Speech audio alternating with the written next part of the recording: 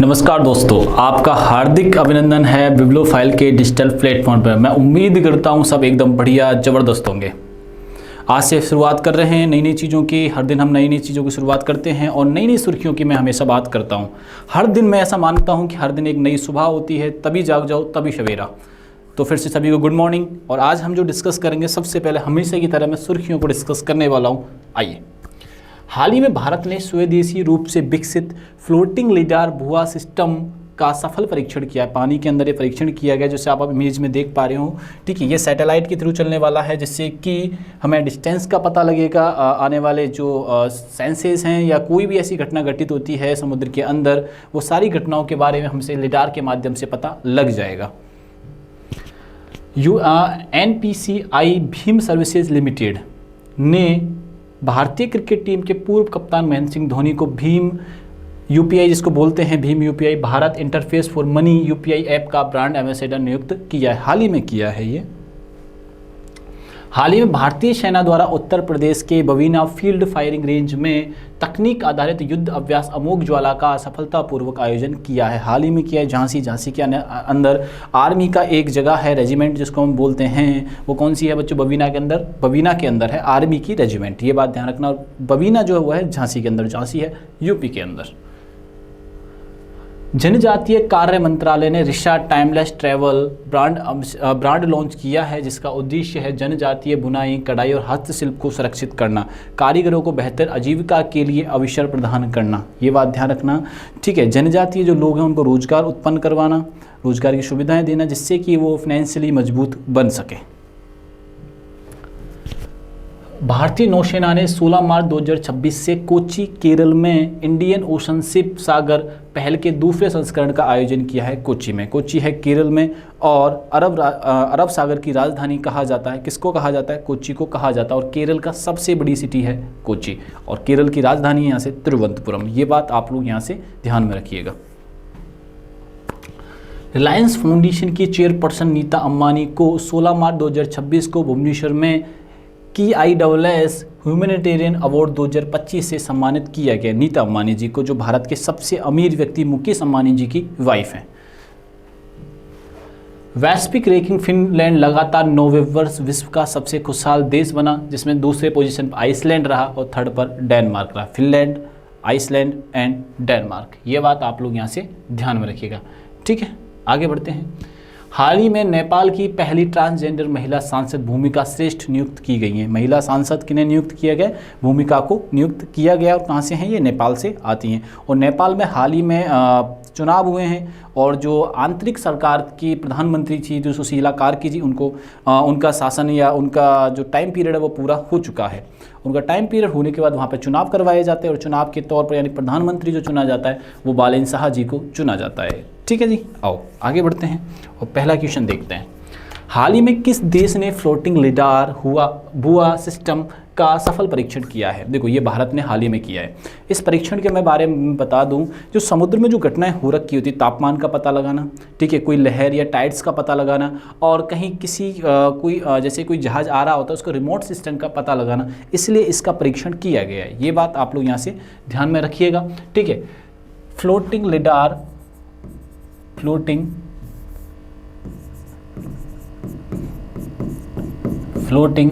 Lidar, ठीक है, इसका जो प्रयोग किया गया है बच्चों वो किया गया है समुद्र के अंदर। कहाँ पे किया गया है? तो इसका प्रयोग किया गया है समुद्र में, समुद्र में किया गया है। ठीक है ना, और इसका सफल परीक्षण भी हो चुका है, सफल परीक्षण भी हो चुका है। ठीक है, पानी के अंदर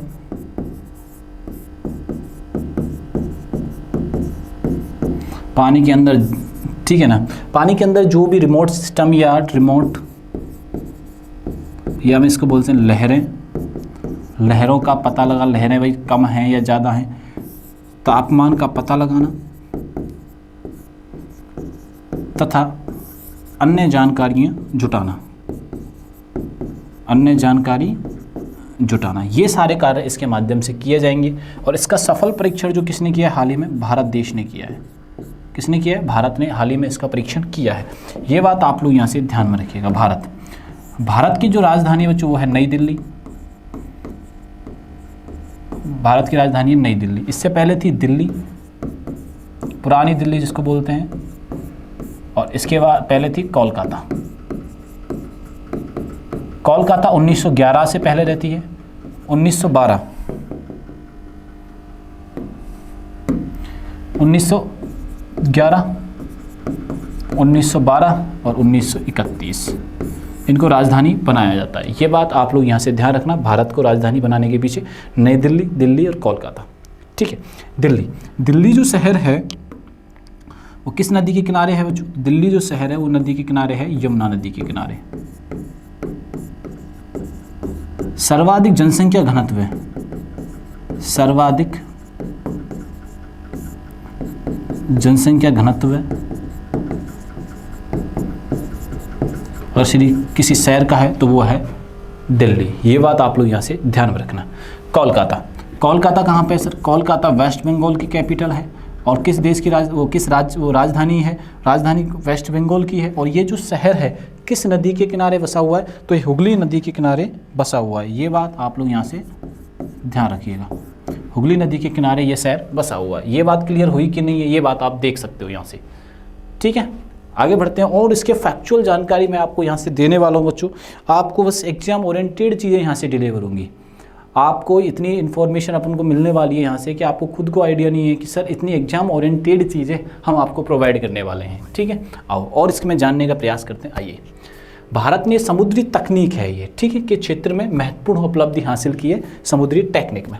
ये उन्नत प्रणाली समुद्र के ऊपर हवा की गति और दिशा को अत्यंत सटीकता के मापने के लिए विकसित की गई है। ठीक है, पानी से रिलेटेड कोई भी इस डेटा को निम्नलिखित बहुत मदद मिलेगी मौसम का पूर्वानुमान लगाने के लिए, चक्रवात की भविष्यवाणी करने के लिए और ऑफशोर पवन ऊर्जा का परियोजना की योजना करने के लिए। हाल ही में आपको मैं इस चीज़ के बारे में बता रहा था, चक्रवात, हवा, जहाज, लहरों की सभी की जो गणना आसानी हो जाएगी और मौसम इन सभी चीज़ों की गणनाएं हमें आसानी से तौर पर मिलने वाली हैं। ये बात आप लोग यहाँ से ध्यान रखिएगा। ठीक है, अब मैं आपको कुछ करंट अफेयर्स के बारे में बात करते हैं। भारत में पहली बार निष्क्रिय इच्छा मृत्यु की कानूनी मंजूरी दे दी गई है। ठीक है ना, निष्क्रिय इच्छा मृत्यु की कानून की जो परमिशन दे दी गई है, हाल ही में दी गई है। दुनिया की पहली प्रोफेशनल फ्रेंचाइजी आधारित रोड साइकिलिंग लीग का आयोजन भारत में किया जाएगा। ठीक है, दुनिया की पहली प्रोफेशनल फ्रेंचाइजी लीग साइकिलिंग के लिए, जैसे आईपीएल चलता है ना, आईपीएल चल रहा है, आईएसएल चल रहा है, प्रो कबड्डी लीग चल रही है, प्रो कबड्डी लीग, तो ऐसे करके ही साइकिलिंग की लीग भी भारत में प्रारंभ की जा रही है। ये बात आप लोग यहाँ से ध्यान रखना, साइकिलिंग की लीग भी यहाँ से प्रारंभ बच्चों की जा रही है। ये बात अपने को यहाँ से क्या रखनी है, याद रखनी है। बात समझ में आई कि नहीं है? चलो आगे बढ़ते हैं। लोरियस स्पोर्ट्स अवार्ड के लिए नामित होने वाला पहली महिला क्रिकेट टीम भारत बन गई है।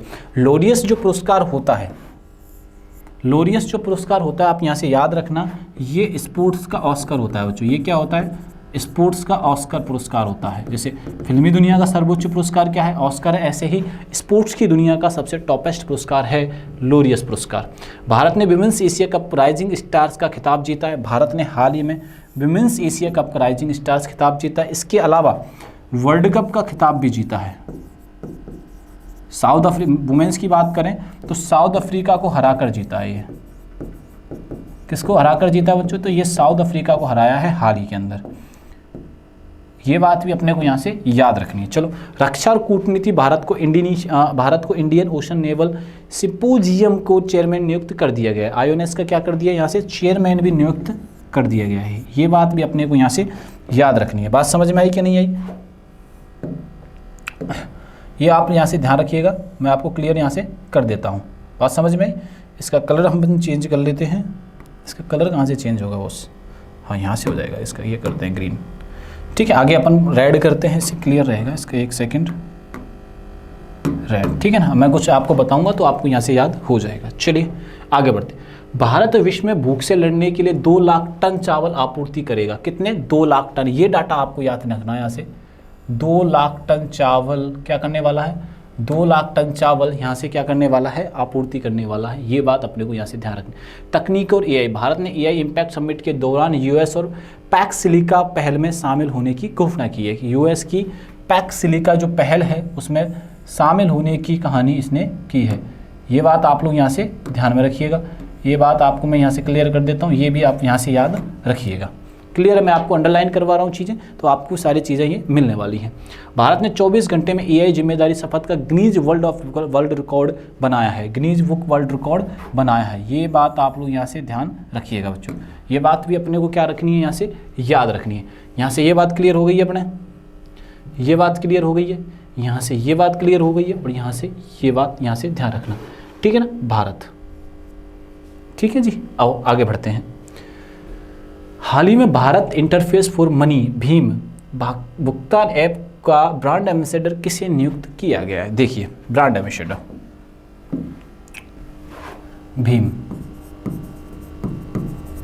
भीम का जो ब्रांड एम्बेसडर चुना गया बच्चों,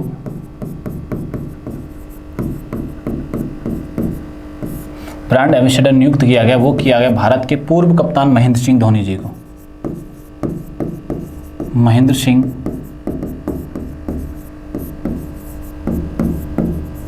धोनी जी को नियुक्त किया गया है, ठीक है। यूपीआई की जो शुरुआत होती है, सब प्रथम बच्चों यूपीआई की शुरुआत हुई थी 2016 में। प्रारंभ कब होता है बच्चों? ये 2016 में प्रारंभ होता है नरेंद्र मोदी जी के द्वारा। किसके द्वारा प्रारंभ होता है? नरेंद्र मोदी जी के द्वारा ये प्रारंभ किया जाता है। ये बात आप लोग यहाँ से ध्यान रखना, किसके द्वारा ये प्रारंभ किया जाता है? तो ये नरेंद्र मोदी जी के द्वारा ये प्रारंभ किया जाता है, ठीक है ना। यूपीआई की ये कभी भी पेमेंट इसके द्वारा किया जा सकता है 24 आवर्स इंटू 7, ठीक है। इससे कोई चार्जेज भी नहीं लगते हैं यूपीआई। जैसे कि आपने देखा होगा फ़ोन पे एप्लीकेशन चल रहा है, एक आपने देखा होगा गूगल पे चल रहा है, अब तो बहुत सारे आ गए, स्टार्टिंग में यही होते हैं। और आपको पता है जब ये शेयर करने के लिए आपको कैशबैक भी दिया करते थे 2016 और 17 में, जो यूपीआई चला रहा था उस समय पर बहुत ही ज़्यादा लेजेंड था। लेकिन आज 10 साल लगभग हो चुके हैं इस चीज़ को, और हर बंदा आज फ़ोन पे के अलावा कोई कैश जेब में या पॉकेट में या पर्स में रखना पसंद भी नहीं करता है। एक और बात यहाँ से ध्यान रखना, दुनिया में सबसे ज़्यादा डिजिटल पेमेंट भारत में होता है। दुनिया में सर्वाधिक डिजिटल पेमेंट भारत के अंदर ही होता है। ये बात ध्यान रखना, दुनिया में सर्वाधिक डिजिटल पेमेंट, सर्वाधिक डिजिटल पेमेंट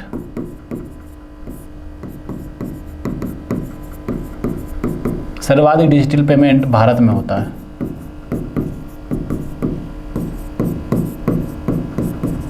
ये बात भी अपने को यहाँ से ध्यान रखना। और किसे ब्रांड एम्बेसडर चुना गया? महेंद्र सिंह धोनी जी को चुना गया है, ठीक है। जैसे आपसे पूछ ले T20 हाल ही में वर्ल्ड कप हुआ, क्रिकेटर के नाम के तौर पे मैं बता रहा हूँ आपको यहाँ से। T20 में हाल ही में किसे ब्रांड एम्बेसडर, जो ICC T20 हुआ था, और ब्रांड एम्बेसडर के तौर पर किसे चुना गया था? वो चुना गया था रोहित शर्मा को।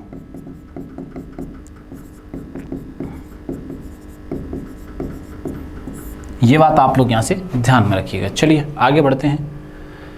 सिटी यूनियन बैंक के रविंद्र जडेजा की जी को चुना गया है, ये बात ध्यान रखना। सिटी बैंक रविंद्र जडेजा, ये बात आप लोग यहाँ से ध्यान रखना, ठीक है ना। और SBI general insurance Pankaj Tripathi, किसे चुना गया है? पंकज त्रिपाठी को चुना गया है। मेविलिन न्यूयॉर्क में किसे चुना गया है? ये बात आप लोग ध्यान रखना, कियारा आडवाणी जी को चुना गया है। बजाज पुणे ग्रांड टूर 2026 के लिए महेंद्र सिंह धोनी को, और यूपीआई का भी महेंद्र सिंह धोनी को। ये बात अपने को यहाँ से याद रखनी है। और आगे बढ़ते हैं। न्यू बैलेंस के लिए जानवी कपूर को चुना गया है। न्यू बैलेंस के लिए किसको चुना गया है? जानवी कपूर को, ठीक है ना। EPL अगर इंग्लिश प्रीमियर लीग की बात करें तो संजू सैमसन को चुना गया है। पारादीप फॉस्फेट्स राहुल द्रविड़, ये बात ध्यान रखना। स्वास्थ्य मंत्रालय के लिए किसे चुना गया है? दीपिका पादुकोण जी को चुना गया है। तो ये बात आप लोगों को यहाँ से याद रखनी है, सारे पॉइंट्स यहाँ से याद रखने कि सर ये याद रखना है अपने को, पंकज त्रिपाठी जी को याद रखना है। रिवीजन में बार बार बोल रहा हूँ कि सिटी यूनियन बैंक के ब्रांड एम्बेसडर किसे चुना गया है? रविंद्र जडेजा जी को चुना गया है। SBI general insurance Pankaj Tripathi ji को चुना गया है। मेविलिन न्यूयॉर्क में कियारा आडवाणी जी को चुना गया है। बजाज पुणे ग्रांड टूर 2026 के लिए महेंद्र सिंह धोनी जी को चुना गया है। न्यू बैलेंस के लिए जानवी कपूर को, पारादीप फॉस्फेट्स के लिए राहुल द्रविड़, और स्वास्थ्य मंत्रालय दीपिका पादुकोण को चुना गया है। ये बात आप लोगों को यहाँ से याद रखनी है। चलिए आगे बढ़ते हैं, ये टिक जरूर लगाइएगा। चलिए आगे बढ़ते हैं। हाल ही में भारतीय सेना द्वारा किस राज्य में तकनीक आधारित युद्ध अभ्यास अमोघ ज्वाला का सफलतापूर्वक आयोजन किया गया है? अमोघ ज्वाला जो अभ्यास है वो किया गया है यूपी के अंदर, भारतीय सेना के द्वारा आयोजित किया गया है, भारतीय सेना के द्वारा, ठीक है ना। कौन सा आयोजन किया गया? अमोघ ज्वाला, अमोघ ज्वाला अभ्यास किया गया। कहाँ पर किया गया है? तो ये किया गया है बवीना, झांसी, उत्तर प्रदेश। बवीना, झांसी, उत्तर प्रदेश में इसका सफल किया गया है। ये क्या किया गया? एकदम सफल आयोजन इसका सफलतापूर्वक किया गया उत्तर प्रदेश के अंदर। ये बात ध्यान रखना। भारतीय सेना आर्मी दिवस कब मनाया जाता है? तो आर्मी दिवस मनाया जाता है 15 जनवरी को। ये बात ध्यान रखना, ठीक है ना। युद्ध आधारित है, युद्ध में पर जैसे तकनीकी परीक्षण करने के लिए किया गया है। ये क्यों किया गया है बच्चों? ये तकनीकी परीक्षण के लिए किया गया है, तकनीकी परीक्षण के लिए किया गया। किस लिए किया गया? तकनीकी परीक्षण के लिए किया गया। कहाँ पे किया गया? उत्तर प्रदेश में किया गया। आओ उत्तर प्रदेश के बारे में कुछ फैक्चुअल जानकारी आपको हम बताते हैं। उत्तर प्रदेश की राजधानी है लखनऊ। राजधानी क्या है बच्चों? लखनऊ है। लखनऊ को क्या कहा जाता है? तो लखनऊ को कहा जाता है नवाबों का शहर, नवाबों का शहर। और ये किस नदी पर है? तो यह है गोमती नदी पर। किस नदी पर है? गोमती नदी पर। यह बात ध्यान रखना। और अब आ जाओ आगे और चलते हैं। तो लखनऊ, यहाँ के जो राज्य के सीएम है वो हैं योगी आदित्यनाथ जी, योगी आदित्यनाथ जी। ये बात आप लोग यहाँ से ध्यान रखना। यहाँ के जो गवर्नर हैं वो हैं आनंदीबेन पटेल। ये बात आप लोग यहाँ से ध्यान रखिएगा। यहाँ से लोकसभा की सीटें आपको याद रखनी है, वो हैं 80। राज्यसभा की सीटें याद रखनी है, वो हैं 31। और विधानसभा की याद रखनी है आपको 403। ये बात आप लोग यहाँ से ध्यान में रखिएगा। ये सारी जानकारी उत्तर प्रदेश में। उत्तर प्रदेश की महत्वपूर्ण नदी है गंगा और यमुना। गंगा भारत की राष्ट्रीय नदी है,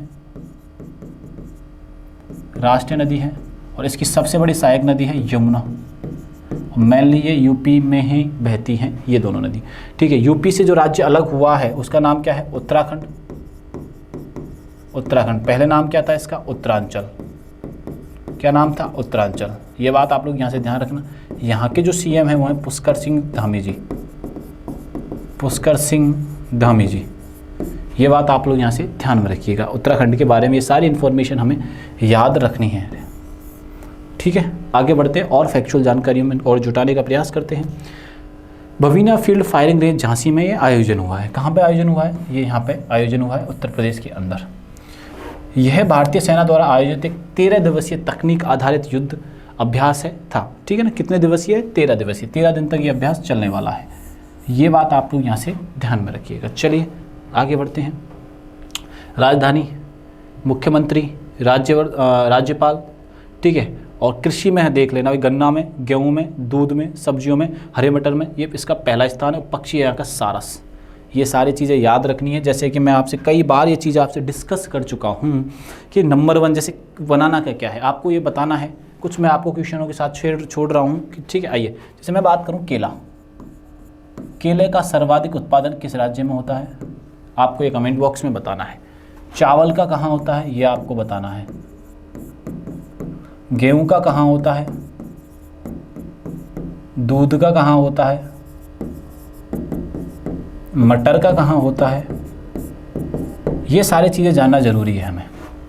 ये बात समझ में आई कि नहीं है? ये सारी चीज़ें जानना ज़रूरी है कि बनाना का कहाँ पे होता है, चावल का कहाँ होता है, गेहूं का कहाँ होता है, दूध का कहाँ होता है, मटर का कहाँ होता है। फिर अपन सीट्स की बात करते हैं, ठीक है। किसी भी स्टेट की सीट्स को लेकर भी अपने क्वेश्चन आ जाते हैं, या वो लोअर हाउस की हो या अपर हाउस की हो, वो लोकसभा की हो या राज्यसभा की सीट हो, तो ये भी। और आपको एक बात ध्यान रखना, मैं अभी हाल ही में 5 स्टेटों में चुनाव होने वाले हैं, 5 राज्यों में। वो डाटा मैं आपको लेकर आने वाला हूँ जल्दी। मैं आपकी स्टैटिक की क्लास में ऑथर और बुक्स की क्लास एक आने वाली क्लास है, ठीक है। ये बात ध्यान रखना, मैं आपको सारे बुक्स एंड ऑथर कराने वाला हूँ। ये बात आप लोग यहाँ से ध्यान में रखिएगा। ये बात क्लियर है, ध्यान रखनी है, ठीक है। आइए आगे बढ़ते हैं। उत्तर प्रदेश ने अपना पहला आर्थिक सर्वेक्षण पेश किया है। आर्थिक सर्वेक्षण पहला पेश किया है, किसने पेश किया है? उत्तर प्रदेश ने ये पेश किया है। ये बात आप लोग यहाँ से ध्यान में रखिएगा। उत्तर प्रदेश ने बच्चों इसको क्या किया? हाल ही में पेश किया है। ये बात अपने को यहाँ से ध्यान रखनी है। आर्थिक सर्वेक्षण आए। उत्तर प्रदेश में स्थित पटना पक्षी अभ्यारण्य को रामसर आर्द्रभूमि घोषित कर दिया गया है। किसको? पटना पक्षी अभ्यारण्य को। किसको पेश किया है बच्चों? पटना पक्षी विहार को हाल ही में बना दिया गया है। ये बात अपने को यहाँ से याद रखनी है।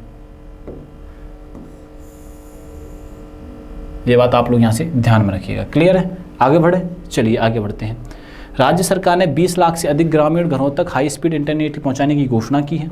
वाराणसी में 1 घंटे के अंदर 2,51,440 पौधे लगाकर गिनीज वर्ल्ड रिकॉर्ड बनाया है। कहाँ पे बनाया है? ये वाराणसी में बनाया है बच्चों। कहाँ पे बनाया है? ये वाराणसी में बनाया है। ये बात ध्यान रखना। दुनिया का सबसे प्राचीनतम शहर है वाराणसी, काशी और बनारस, तीनों नाम एक ही शहर के हैं। एनजीटी ने उत्तर प्रदेश को स्वाब नदी को राप्ती नदी की सहायक से दर्जा बहाल करने का, मतलब स्वाब नदी को राप्ती नदी की सहायक का दर्जा बहाल करने का निर्देश दिया। स्वाब जो नदी थी, एक बात ध्यान रखना, पहले नाले के तौर पर थी, नदी का दर्जा इसको नहीं था। किसके तौर पर थी? ये नाले के तौर पर थी। नदी का दर्जा दिया गया है। नदी का दर्जा दिया गया है। किसको दिया गया है? स्वाब नदी को दिया गया है। किसको दिया गया है? स्वाब नदी को। और ये किसकी सहायक नदी है? ये राप्ती की सहायक नदी है। ये बात भी अपने को यहाँ से याद रखनी है। सड़क परिवहन राजमार्ग मंत्रालय के आंकड़ों के अनुसार भारत में 2024 में उत्तर प्रदेश में सड़क दुर्घटना में सर्वाधिक मौतें हुई हैं। सड़क परिवहन और राजमार्ग मंत्रालय के सड़कों के आंकड़ों के अनुसार भारत में 2024 में सर्वाधिक सड़क दुर्घटना में मौत हुई उत्तर प्रदेश के अंदर। कहाँ पर हुई सड़क दुर्घटना में? उत्तर प्रदेश के। जब आप ट्रैफिक रूल्स की पालना नहीं करते हैं, हम सिविक सेंस नहीं रखते हैं, तो हमारे लिए ही है। जैसे सुबह सुबह हम ऑफिस के लिए निकल रहे होते हैं तो सभी को लोगों को जल्दी होती है, कहीं कहीं पर गाड़ी घुसा देता है और उसके एक व्यक्ति के कारण पीछे खड़ी 50 गाड़ियों में ट्रैफिक जाम हो जाता है। अगर उस व्यक्ति ने गाड़ी को सही लिया होता तो देखो, आप लिया होता तो गाड़ी सारी आसानी से निकल जाती। जैसे आप फॉरेंस में देखो, आप देखो गाड़ी एकदम बीच में कोई गाड़ी नहीं होगी, एकदम सीध में खड़ी होगी, क्योंकि उन्हें पता है कि हम एक व्यक्ति की वजह से 50 लोगों को दिक्कत होगी। हम कहीं पर भी गड्ढा खोदने लग जाते हैं, कहीं पर कोई भी कचरा फेंक देते हैं। जैसे हमारे एक दिक्कत है, अगर किसी घर में डॉगी है ना, हम बाहर इसलिए ले जा रहे हैं कि उसको पोटी करवानी है, इस वजह से नहीं घुमाना है, पोटी करवानी है बाहर जाके। तो ये सारी चीज़ें हमारे अंदर सिविक सेंस को डाउन कर देती हैं। मैं सबको यही अनुरोध करता हूँ कि भैया ये सारी चीज़ें आप डेवलप कीजिए, नहीं अन्यथा हमारे देश के अंदर बहुत सारी स्थिति बिगड़ने वाली है। हम भारतीय लोग बिल्कुल भी प्रोफेशनल नहीं हैं। एक व्यक्ति 4 काम कर रहा होता है, जिसकी इस खामियाजा जो बेरोजगार लोग घूम रहे हैं उन्हें उठाना पड़ता है। एक व्यक्ति अब 4 लोगों के काम करेगा तो 3 लोगों का रोजगार खा रहा है। ये बात ध्यान रखना, बहुत इंपॉर्टेंट है, ठीक है। आइए आगे बढ़ते हैं। भारत का पहला नेशनल काउ कल्चर म्यूजियम खोला गया है मथुरा के अंदर। कहाँ खोला गया है बच्चों? मथुरा के अंदर ये खोला गया है। ये बात आप लोग यहाँ से ध्यान रखिएगा।